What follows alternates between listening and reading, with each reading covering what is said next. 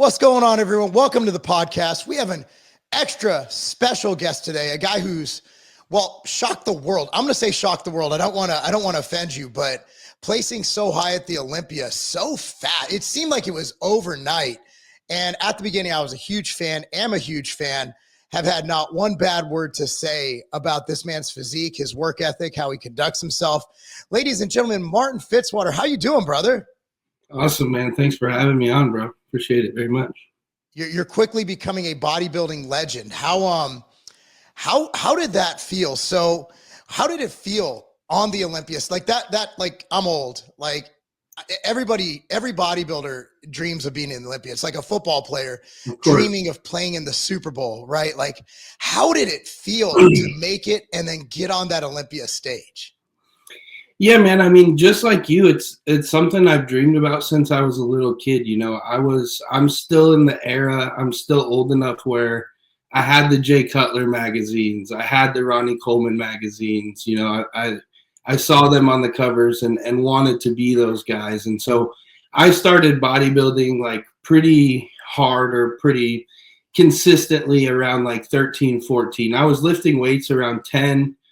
And then just kind of really got into who knows lifting weights better than bodybuilders, right? So that's kind of what got me into it. And like you, it was for football, it was for wrestling, it was for track. And then it's just kind of bled over into me being a competitive bodybuilder once those outlets kind of went away or you know, kind of spent their time already, you know. So I was a college athlete and then bled into bodybuilding, but it's something that I've always dreamed of. You know, I loved Jay. I had posters of Jay and these guys on my wall. Phil's my favorite bodybuilder ever. And I grew up in Wyoming. So Phil was just right across the border in Colorado. And, you know, he came from being a college athlete. So he's somebody that I looked up to a lot. So going into this, like I've always loved bodybuilding, always followed the Olympia. And I knew the second I started bodybuilding that was something that I would do, was be on the Olympia stage. And it wasn't really an if, it was a win for me.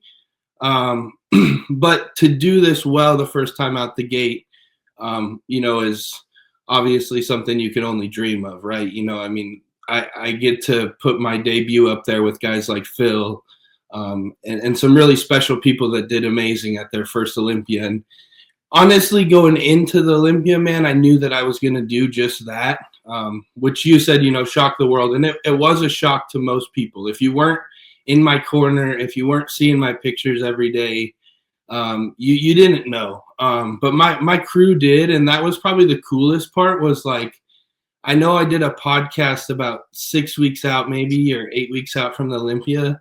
And I called 1 through 8, I think, except for I had Nick Walker in 5th, but I called I put myself in 4th and everything.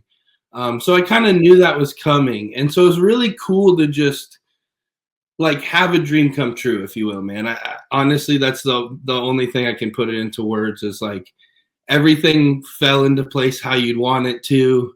You know, you hit the home run at the end of the game, you scored the game-winning touchdown. It was that moment for me. So it was incredible, man. And this whole last year was kind of just riding that wave of just having success and just having fun with it. You know, prior to that, I'd had some failures and some shortcomings, and it was because mostly I was just putting so much pressure on myself, man. Like you have to win and you need to get to the Olympia and you need this and that.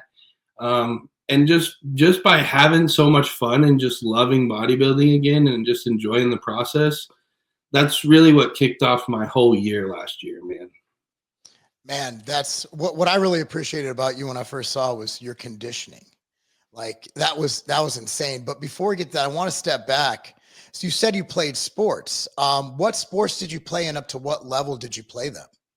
Yeah, man. So I started out doing everything. My dad had me started wrestling when I was 3. Oh, you wrestled? Yeah, I was a wrestler, man. You're one of those 3-year-olds on the mat. I love that. Yep. Trying to like run back to my dad in the middle of the match and all that kind of stuff, man. Yeah. So that was me. I started wrestling early on. Mom and dad put me in that. And And then I did that all the way up till I was about 16.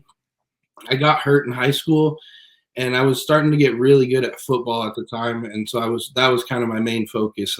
I know you said you're a football coach, and Yeah. For me, man, that was once I got to play that, and I started that early on, and then around middle school, I was like the kid that grew faster than everybody and became the powerhouse running back, and I just fell in love with football. So wrestling was my first love. Football was my second. And just like every little boy, I dreamed, I was going to go to the NFL.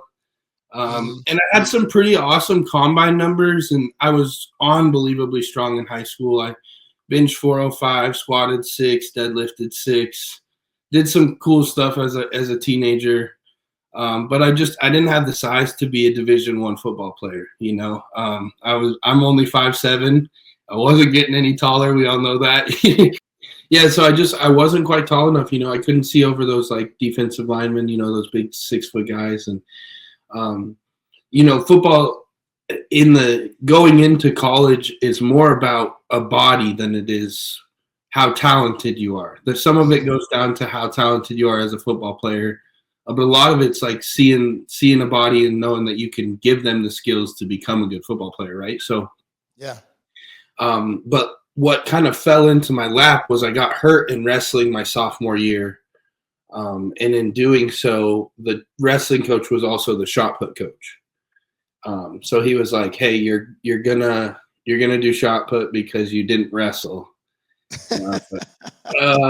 Okay, so I did that. Happened to win state first time out of the gate, first year I did it. And so that just kind of fell into my lap. And honestly, by senior year, I ended up being number 8 in the nation in that, and had some really good offers. And they were just honestly offers I couldn't turn down. I wanted to go play college football so bad. And I was like, I weighed every option. I visited every school. And at the end of the day, it was like, well, I'm going to either make money to do track or walk on to do football and risk blowing a knee and having to pay for everything and not doing sports ever again or something, So I tried to make the smart decision. I went and did track. And I had a blast, man. I threw pretty well. I placed in conference my sophomore year, but it wasn't my love. So I was sneaking off from track practice to do bodybuilding workouts. My college coach was honestly really cool, man. And he knew that I was in love with bodybuilding. So he came to me and he'd be like, "Hey, we got conference next week. Like, please don't do bodybuilding workouts this week." Like, he was super funny, man. Like, he was super lenient with me. And actually what kind of led into this was he'd called me and said that he was going to retire, and that they were handing the throwing program over to a different coach.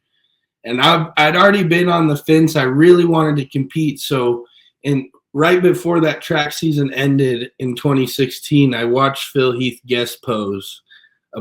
He was about 3 weeks post Olympia. What year was this? 2016. Oh yeah, I think that was the year 3 weeks out, I trained with Phil. He looked phenomenal that year. Yeah, so he had just got done, and he was doing a push-up. He was rebounding, so he was probably like 15 pounds bigger than the Olympia. And he looked like somebody took a bicycle pump and just pumped every muscle until it was going to explode. You know how Phil looks. Like, he was cartoonish. So me and my best friend, we were in pharmacy school, and we went over to watch him compete. And I saw that, and I looked at my best friend, and I said, "Yep, I'm doing the show next year. I'm doing it." And so then my college coach, not like about 3 or 4 months after that, called me and said, "Hey, I'm thinking about retiring. We're going to hand the program over to so-and-so.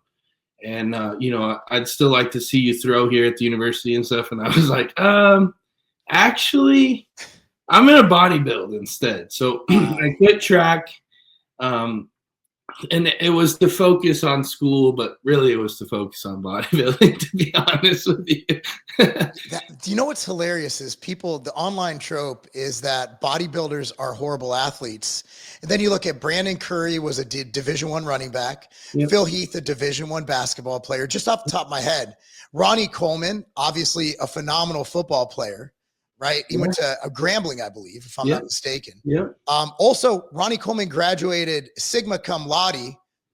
He's with an accounting degree. Like, so being dumb, being horrible athletes, bodybuilders. Yeah. And Derek Lunsford was a college wrestler. Look at his ears. Yeah. You could tell that dude wrestled. Hunter Labrada, college football.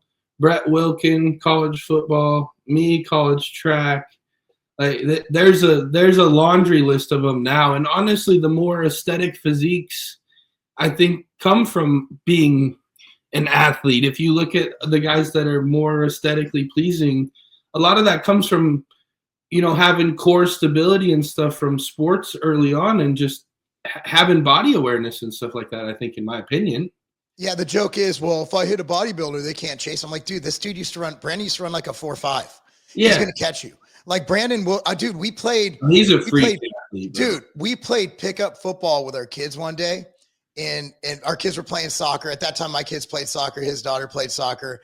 And I remember and all of a sudden I saw him like literally, he did a cut. And I'm like, I have it on film. I should send you the video. Yeah. It was, and so my son at the time weighed like 60 pounds. And here's Brandon off season running at him full speed. My son just falls down like I don't want to die today. Yeah, bodybuilders generally come from an athletic background. Yeah, honestly, you'll get a kick out of this, man. We just 2 weeks ago we shot a video. Bodybuilders do NFL Combine. And nobody tore a hamstring. No, so we didn't run the 40. Don't do that. There was a couple of events that were like they're too risky, but we'll play around and have some fun with it. So did you do a 5-10-5 at least? A little that's exactly what we did. 5-10-5, you're not opening up enough to really tear anything, right? Yeah. It's the only there's one I slip in my hip kind of catches because your hip mobility is not the same when you're 270 versus when you're 200 pounds, No, I get it. but it was a blast, and it's funny because Brett and I still are pretty athletic for as big as we are. And even my camera guy, when he was shooting it, is like, damn, you guys are pretty freakish athletes still. And I'm like, I mean, you lose a step or two, but you don't lose it. You know what I mean? No, I mean, you're still athletic, and it's not like you're not training. Like, you're not sedentary. Yeah. These fat old dudes be like, yeah, what can you do now? Well, more than you. Yeah. I'm at least still active and training. And I mean, a lot of getting prepared for shot put and football and wrestling, it's the weight room. Right. It's doing the same stuff we do now. We're just not out there doing field drills for 20 minutes a day. Literally. No, I lived in the weight room in college and high school, man. That's what you have to. Essentially led to this. You're a wrestler. Perler up in Missouri. In the off season, they do 3 days of wrestling and 3 days of strength training. Yeah. And that's what most programs, they put so much money into their strength program, because if you're 10% less of a wrestler, but you're stronger and more powerful, your chances are you're going to get that takedown. You're going to compete. Yeah. You still got to go. You still got to learn I'm not going to teach you how to wrestle, but I'll teach you how to get strong. Yeah. But what's crazy is, so looking at the physiques out there and how you kind of started because it's hard. People don't understand how hard it is, number one, to turn pro, and then how hard it is once you become a pro to become a pro, if that makes sense. Because the levels, you go to first time, I don't know if you had this shock, first time you go to a pro qualifier. I was backstage, I'm looking around and I'm like, there's no way I'm ever going to win this. That's you're obviously more positive. I'm a negative. And you also look much better than me. So there's that. And then you win, and then you're like, oh, okay, I can bang.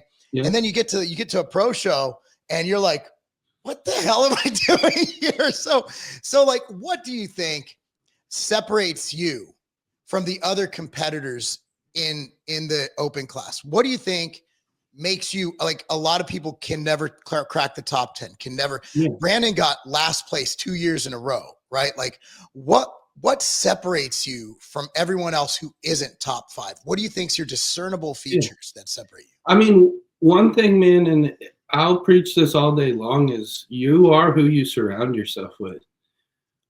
You know, so I'm only one man, but the team I have around me, bro, is unreal. So I have to give them as much credit as I give myself. And I do think that that's one of my secret weapons, man. So, you know, I work with Stefan Kietzel, and Boss of Outlaw on Instagram, if you guys know him. And honestly, he's been one of the best things that ever happened to me, both mentally and physically as a coach.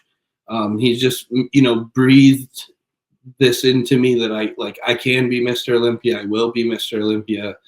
You know, I'm the youngest guy in the top 5, which also is a you know, my weapon, if you will.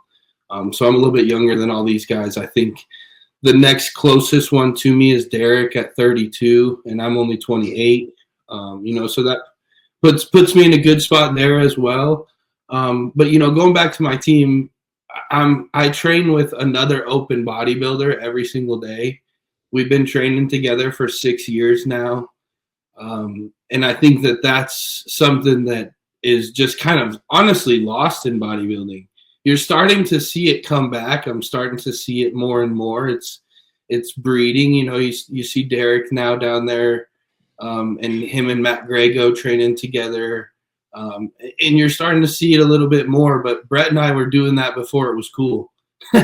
So you're bringing it back, you know. Yeah. I think because when I was a kid, man, I used to go. Gold's Venice just happened to be the gym that was by my house. Yeah, I lived in Culver City, so you would see at the time the Olympia guys just training together. Like this in the mid 90s. Yeah. And it kind of fell apart, you know. I mean, I think everybody did their own thing. I also think geographically, if you were a pro bodybuilder, you moved to Venice Beach. Right. Like now, and then everybody went to Vegas, and now it's just scattered. You have people in Nashville, you have people in Vegas, you have Canada. Like, so it's hard to find, but they used to just train together, I think, because who else are you going to hang out with? Right. Yeah. Like you'd go to the gym any day. You see Cormier and Flex and Dillette. Mike O'Hearn was there at the time even. I mean, he's still there, and he still looks the same. He does. How the hell is that man 55 years old? I mean, whatever. Everybody's like, he's taking stuff. I'm like, I want what he's taking.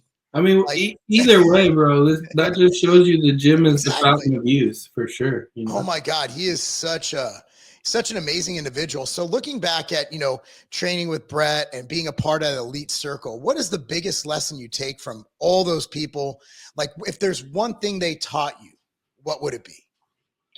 Yeah, man. I mean, I think self-belief is a huge thing. You're never going to achieve something if you don't believe it can happen, right? And also going into that is like, you have to know that you put in the work, right? So there's been moments that I've thought like, me. And instead of asking like, why me? It's like, why not? Like, you deserved that, you know, you got what you deserved. You didn't put in the work that you needed, you know, that's why you got second place or whatever. And them just putting that in perspective for me, where it's like everything happens because of, you know, an opposite or equal force in that direction, right? So like in the laws of physics, right, it's you get what you put back, right? So it's like you have to kind of go into that knowing like, okay, I gave everything I have, and sometimes everything you have still isn't enough. Like it really is like that. And that kind of sucks, you know, and sometimes it's like the hardest thing to hear in bodybuilding is like, be patient. It's just more time. Like nothing makes you more mad than like, I know it takes a lot of time. I know it's a marathon, not a sprint, but like, it really is like that. Like it just, you know, you said, I had this breakout year, but my corner has always known that it was going to happen and that my body would finally like have this time where it acquired tissue long enough. And I held on to being 260 pounds long enough that when I dieted down, I would be big enough to compete and all these things. But it's such a process, man. And you have to, if you can fall in love with the process and the journey and like really soak in that part, then the rest of it doesn't matter. So like that was the biggest thing for me is I was so focused on the end goal for so long. Like, I want to be Mr. Olympia. I want to be Mr. Olympia. When I'm Mr. Olympia, and I'm going to change bodybuilding when I'm Mr. Olympia. And instead it's like, no, the coolest part of the journey is becoming Mr. Olympia. Like, even Jay will tell you that his favorite moments were losing to Ronnie half the time. Wow. But it's like, it's the character building, and like Jay will tell you, and when he did my podcast, if you go back and listen to the Cutler cast I did with him, he even said, like, I honestly didn't really enjoy the first Olympia because beating Ronnie was the impossible, and I had nothing. Jay said, like he said, he had nothing to lose if he got second. But Ronnie was the king, so him getting second like deflated him, and he saw that, you know. So it's like it kind of puts it in perspective. Like sometimes the chase is almost more fun than the catch, you know. And this is something I've put in perspective a lot, even for my amateur guys. I think in the last like 2 years, because really it's put in perspective for me in the last 2 years. But it's like, remember that journey. Sometimes like winning those overalls and the state titles at the lower level, instead of being so in this hurry to go to junior nationals and in this hurry to go to USAs, because you might, I won a pro card in 2 years, but then now you're about to go to the pros and never win a trophy again. You know, but you probably could have if you would have spent 4 or 5 years winning overalls at the lower level. But you kind of get the wind taken out of your sails when it's not like, you know, it's not possible to win anymore. When you're going against Chris Bumstead, and instead you could have been winning overall titles at the state level, maybe you should have waited a little bit, you know? You know, I think I want to go back and thank your parents for you. I think you learned all those lessons from wrestling. Because nothing is, for sure. Talk about humility. Like, nothing's more embarrassing than getting pinned in front of all your friends, your parents, the school. You know, it's such a humility. So my 12-year-old's at a level where he's pretty much the guy in the state. So we went to folk style nationals in Fort Wayne, Indiana. And he fought the #1 kid in the country.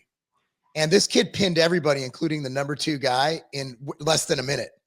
Preston, my 12-year-old, went all 3 rounds, 3 periods with this kid. Awesome. And he was really upset that he lost. And I'm like, dude, you didn't get pinned. Like, but think about it. He got destroyed. Like, I'm not going to lie. Like, his nose kept bleeding. Kid kept cross-facing him. And I'm like, dude, you will never see anything like that in the state of Tennessee. You got to travel. They call it chasing losses. And your parents, that mindset I hear is, I hope everybody watching this just absorbs it. All the parents understand that you should put your kids in wrestling.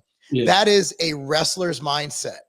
That is just that you have to literally chase losses.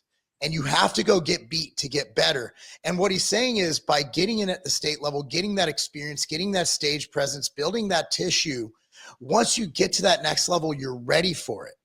You know, and that is so true. A lot of people just, they want this society right now. And it's always been like this. We just have the ability to do it with drive-throughs and phones, constant dopamine release on this thing.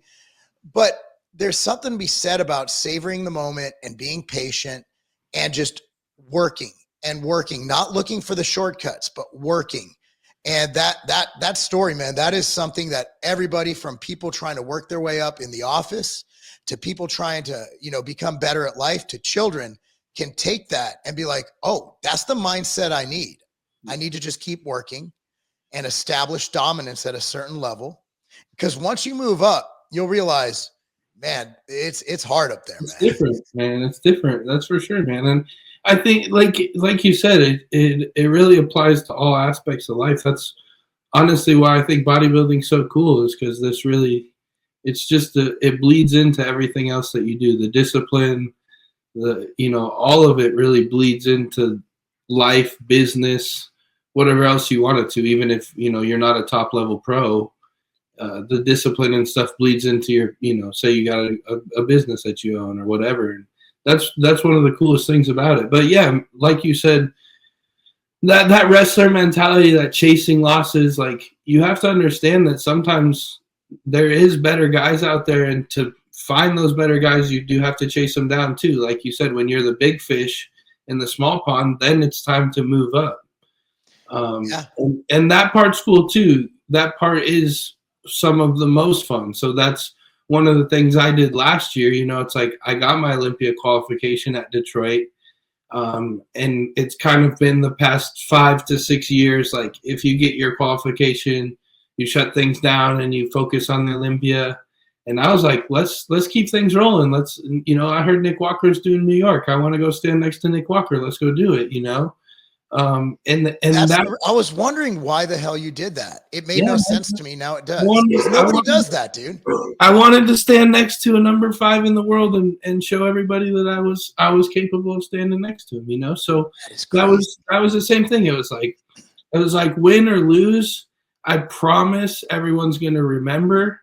People are gonna talk about it, and that's what I needed for my confidence too. And I'll say that was largely, my coach too. He was like, let's do it. Yeah, you can beat it. Let's go do it. Let's go show everybody, So, like I said, my cheat code is my team behind me. But the mindset I have in going into this is like, I don't have to win Mr. Olympia this year. I will win Mr. Olympia. It's going to happen. It's just a matter of time, So it's just that chase, like I said, is enjoying this journey. And if I catch some losses on the chin, I'll figure out why I caught those losses and figure out how to perfect it, or get better, and then we keep rolling with the punches. And that's the chase that makes it fun, man. If it was easy, then everybody could do it. If I could just be Mr. Olympia tomorrow, then what the hell is so cool about being Mr. Olympia, right? Yeah, it's gonna be sweeter. I love your parents. I love your dad. I don't know the guy. I don't know the guy. I want to meet him. I want to have a beer with him. Like what he instilled in your head. Wow. I mean, and it makes me happy because I'm doing the same thing. And I just want to make sure I'm not just abusing my kids for fun. No, you're doing the right thing, man. I wouldn't trade my childhood for anything because I loved every second of that. And I did exactly what you're talking about. We went all over the nation, facing the best kids. And half the time I was getting thumped. Yeah. Yeah. And then there was other times I had years where I took like 2 or 3 losses only, and they were to national champions on a different weekend, and it's, so it's like that kind of stuff it definitely makes you tough. And it really makes you tough when you got to go back and go against that guy again that just whipped your ass. Yeah. I promise you that takes different kind of mental toughness when you're like, shit, all right, let's see what I got again. Well, I don't know if you've seen my posting diarrhea this weekend, but my son got knocked out in regionals last year. And the kid who beat him in regionals, he beat in regionals to make sectionals, wins, places in sectionals, moves on to state and gets 4th in state. Okay. So I'm seeing that, because my son took that kid's number. He's like, this is never happening again. Yeah, never. He trained 5 hours a day, literally every day, even on vacations. You're talking about strength training, mats. We put mats in our house. I have a different kid over here every day rolling around in the office. I love that. So God bless. It becomes an obsession, man. I remember there was one kid I lost to at one of the nationals, and we printed his picture, and it was like hung on our wall. It was like, he's next. God. You got to go chase him down. Now you put Nick Walker's picture on your face. For the record, I love Nick. I love his work ethic. He's a bodybuilder. He loves the game. Absolutely, and bro. I respect. Honestly, I respect anybody. The same thing. We're all chasing the same thing. Yeah. It's like, I want to be Mr. Olympia too. I just have a different way of going about it. Somebody has to lose. That's right. Somebody has to lose.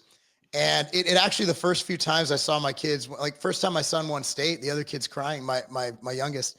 And I'm like, I told the coach, Coach Bruner, I'm like, dude, I'm like, so sad, man. He's like, well, someone has to lose. Today it's not your kid. I said, Yeah. okay. Because I was like about to cry. You see a little kid crying, you're like, oh, this is terrible. Like, what did I do? Yeah. You're like, you don't want to cheer. That's a jerk thing to do. No, Yeah, but at so the same I got time, over like, it. he's right. You know, it's like, it's not a participation thing. There's a winner and a loser. And Always. today he wasn't the winner. So that's just what happens. And that's what teaches you how to have humility in life. And when someone cuts you off in traffic, it teaches you not to be a jerk. And sometimes you need to lose with everybody watching and seeing it and feel that feeling, you know? Yeah. And so similar, he's doing it in a singlet, you're doing it in posing trunks. Yeah. Very similar. So we've talked about the good part of bodybuilding. So this isn't a gotcha question. What is the hardest part of prep that most people don't understand? Like for you, like some people say the dieting, some people say like lethargy, like you seem like you're always in a good mood. Like, do you have a hardest part of prep? And for you, if there is one, what is your hardest part of prep? Yeah, man, honestly, like for me, it's the selfishness that goes into the prep itself. I think I've done enough preps. I've dieted long enough. I don't get hangry. I don't like that kind of stuff has gone because again, the wrestling thing, I cut weight in a much worse way than I do now. And you held it for an entire season. You know, but I truly love prep, and that's another secret power I have, or weapon, or whatever you want to say, is that I really like the aspect of dieting. I like being hungry. I would way rather be hungry than force feed myself. With the metabolism I have in the off season, it is just a full-time job, and I can't stand eating, to be honest with you. So the dieting part is easy for me. As you know, until that 3-4 week out, when the joints start to actually really get achy, training for me is like the best in prep because mobility is good. There's the cardio is good, so I can do 20 rep sets and not feel any issues there. So for me, the hardest part is that it's so selfish, and that I can't, or I don't allow myself to go home as much. My family's back in Wyoming, and I've been down in the South for the last 4 or 5 years. And just like, I have a great grandma, and I should go back home and see her more often and things like that. And when I prep, I seem to make more excuses of why I don't. And I would say that that's probably the worst part for me is that I know it's necessary, and I know what it takes to win. So I do what it takes. But sometimes my family and stuff like that takes a hit, and that it's hard on me because I'm very family focused, and I love my family very much. And my grandma especially is somebody that is super important to me. So that even this last year, I've done a better job, but it's hard, man. As you know, even having kids and trying to prep and those things, priorities and time and those things become limited. So you have to really focus in and even make those things an even more of a priority if you want to make those happen. Yeah, especially when you're competing in multiple shows a year. Yeah. So looking at the current judging, you had periods where bodybuilding kind of goes through, like, you have the mass monsters, then you get smaller. Like even back in the day, people think it's new. Like you had Frank Zane, who was at most 185, 190. Yeah.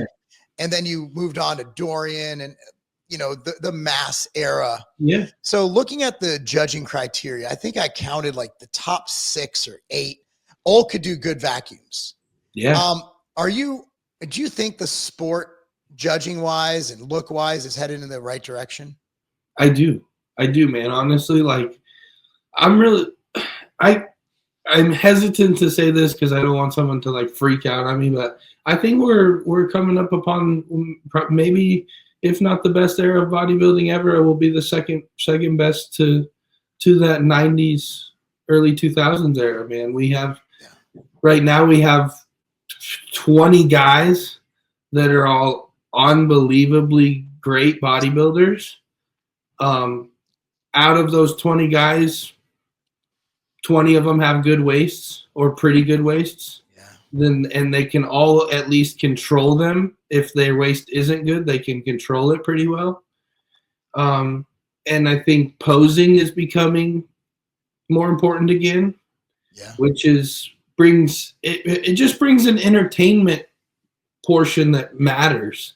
If you want eyes on the sport, you have to be entertaining, and 20 most musculars is not entertaining, but beautiful posing routines are.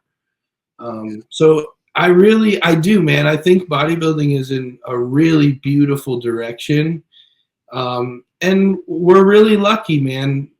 COVID, as much as it hurt fitness and as much as it hurt business and stuff, it really grew fitness too, because YouTube and those things for fitness blew up, man. And whether you like it or not, guys like Sam Solik are bringing a lot of eyes to the sport that are going to help this sport grow. So why would someone not like Sam Solik? He's just a kid who films himself eating and training. It's a throwback to when I first started the YouTube channel, and we just would vlog training. And it was I wish I would have done what Sam did, bro. I was too busy in college fucking off. If I would have filmed myself, I'd be rich. So he was. He's still in college. Like that's that's what I'm saying. Anybody who doesn't like Sam Solik is a communist. I'm sorry. They're silly, bro. They're absolutely silly. But I can't empathize with you. I'm so. Dude, I think it's awesome to have guys like him and the Trend Twins, whether you like them or don't like them, even Rich Piana or any of them, bro. Anybody who they all brought eyes to bodybuilding. That matters. That's what Arnold did with Keep them Iron. coming, dude. Yeah. That's like I love it. So I think it's cool, man. I think that's so awesome. So here's a fun one as we kind of close in. We have about 5-10 minutes, respectful of your time. If you could compete against any past Olympia competitor in their prime, who would it be and why? And I think I know, but. Oh, man, dude, honestly, this is really, really tough for me because I have connection to 3 Mr. Olympias, like, very directly. And they're all in different ways, right? So, as I said before, like I grew up in Wyoming. Phil is the reason I started to compete.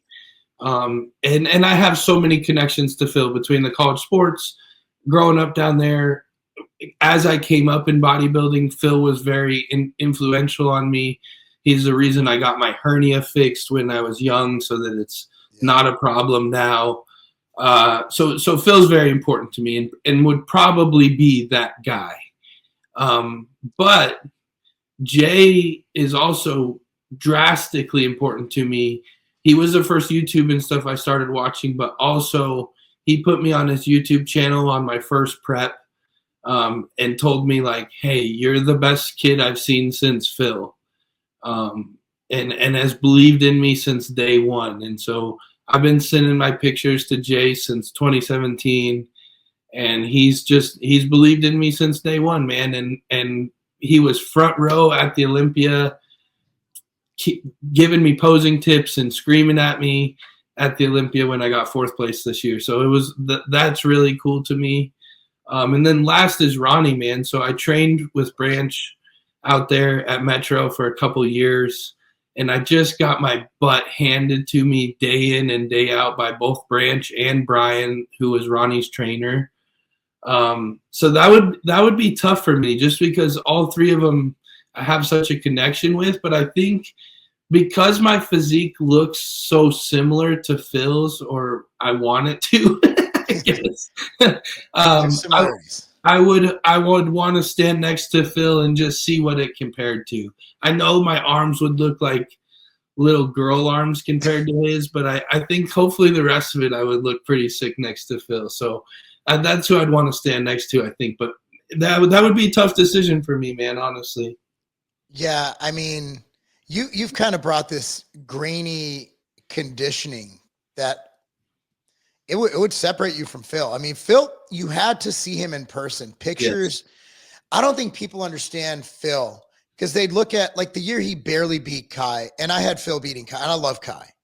A huge friend. I love Kai to death. But I haven't told Kai, I'm like, that year, yeah. I mean, because when you look at the pictures, you don't understand. Phil's muscles have this eerie 3D that photographs just do not explain. And when I explain this to people, they're like, that doesn't make sense. I'm like, no, like it doesn't.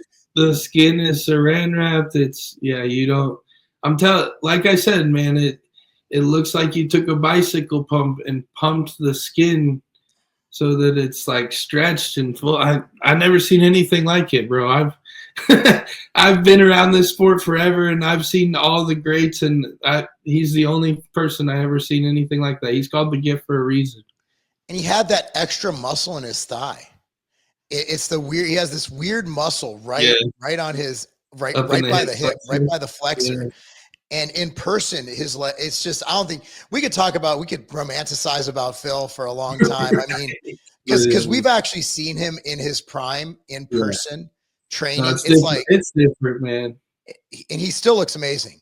There's a reason that he was winning Mr. Olympia titles at 230s in the 230s when everybody else was 270.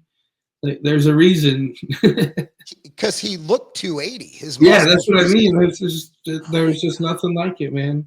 No, there's nothing like Phil Heath. So going back to just a question about the kids, somebody watching this, they want to be you. A lot of kids, like you had Phil's picture up. A lot of kids have your picture up. It is what it is.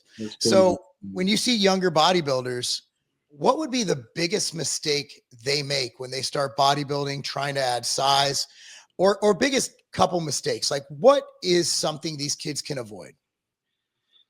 I think one thing that's happening now a lot is getting too caught up in trying to make things perfect. Like any great bodybuilder, there was one point in time when he was just like eating everything in sight and just training as hard as he could.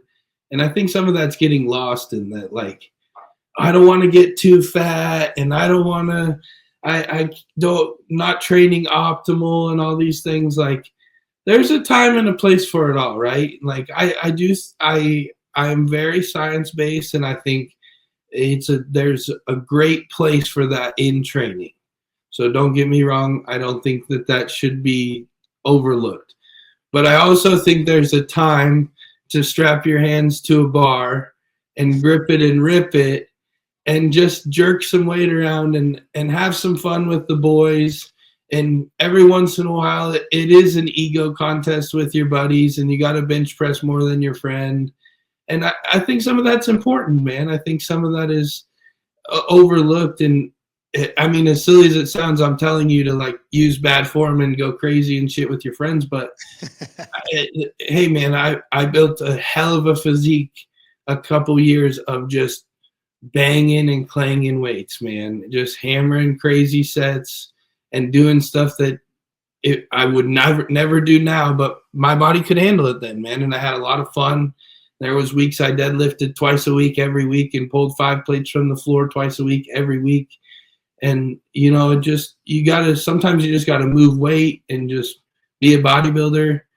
And then the other thing I think that if you can, as silly as it sounds, again, is just that crew. If you can find that circle earlier, the better, man. Stay away from toxic people and negative people.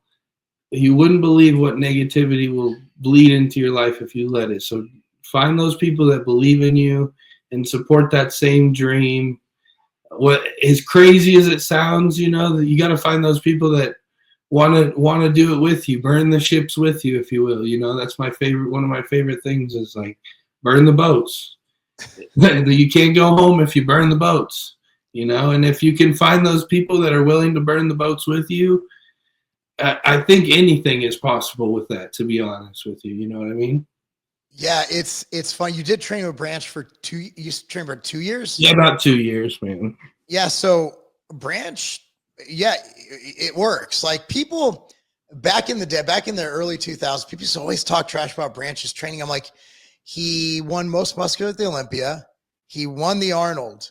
Twice. So they're like, yeah, but what he does doesn't work. I'm like, come again? Like Branch in person in his prime. Freak. You talk about grainy, just nasty, just this blue collar, just nasty muscle, just disgusting. I Branch in his prime, and he'd hit that quad stomp, and freaky. Man, it was his quad, it'd be whooshing side to side. Man, Branch, I don't think he's talked about enough. Yeah, he's underrated, bro. He's underrated. Yes. You had to see him. You had to see him. Yeah, I remember we were sponsoring Quincy Taylor back when I was Civacious. This is 2005. And Quincy went on a streak at the time. Yeah. Quincy, you remember Quincy did 6'3", 300 pounds, monster. And Quincy got on stage first, did his routine. We're like, oh, you know, as individual, we're like, he has a chance. Branch got on stage. We're like, second is going to be awesome. Like second place is going to be so good. Because Branch was just so gnarly, and it was Texas. So yeah, his whole crew was there. He got peeled, dude. That's one thing I know. If I send Branch my pictures and he says, "You ready?" I know I'm ready. Yeah, Branch is, again, like that's another thing. Like, talk about, you know, you hear all the trolls online and hate, but when your peer who's, you know, who actually has done it, when they give you accolades, or two things. One, when they tell you to do something, you're going to listen. Yes. Right. Like, you know, like even when I was going for my pro, he's like, yeah, you're ready. Like I'm like, oh shit, I'm ready. That's awesome. So it gave me that confidence. But again, like they're not gonna like out of nowhere just come up and say you sucked. Right. Like you don't do that. Like that's only the internet. That doesn't happen. Correct. Bodybuilders are very respectful of each other. They don't hate on each other, because we all respect each other. And even how much it takes, man. This is hard. It's not easy. It's not easy. It's not like you can't get this from a needle, or else everybody would. Like, look at Ozempic. Everybody's like, no, fat acceptance. And then they come out with something that makes you lose weight and you inject it. They're like, oh, sweet, let's go. Now, like millions of people are on it. If steroids were that effective, everybody would just inject steroids and gain muscle instantly and look like us. Like, come on. Yeah. I mean, it's like, it's just like Arnold used to say all the time. You know, people would say like, oh, I don't want to get that big. And it's like, don't worry, you never will. Like, what this takes is more than you ever will have ability to do, you know? Dorian Yates in a press conference once, somebody said, how big are your arms? He goes, bigger than yours. Exactly. Exactly. How much? Oh, man. A lot. You know? Man, I have so many questions we're not going to get to, but we need to have you back on when you're all ready.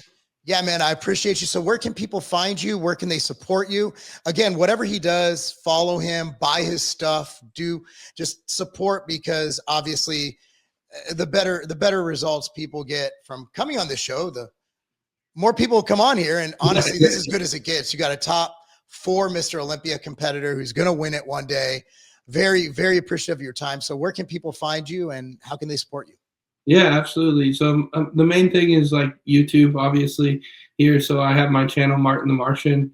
You can search Martin Fitzwater and it should come up. And that's the main place. You know, I'm trying to do the same thing here, give free knowledge, mostly about training, you know, walk you guys through exercises, things like that. And then also just take you along for the ride, you know, try to make it as cinematic as possible and as fun as we can. And then on my Instagram, it's Marc Fitz H2O, a little play on Fitzwater there. So, and that's all my handles on all socials. And, you know, just you guys can support me through any of those social media links and things like that.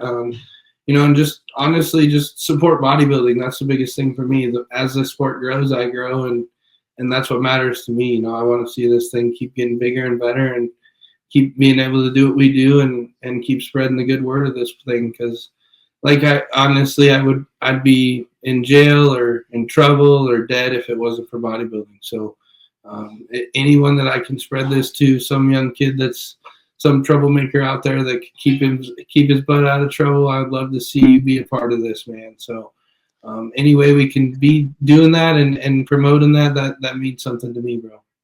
Bodybuilding's amazing, man. Well, thank you so much, guys. Please go follow him. Yeah, follow his pages and be sure, like this video, subscribe to this channel, and click on the notification bell.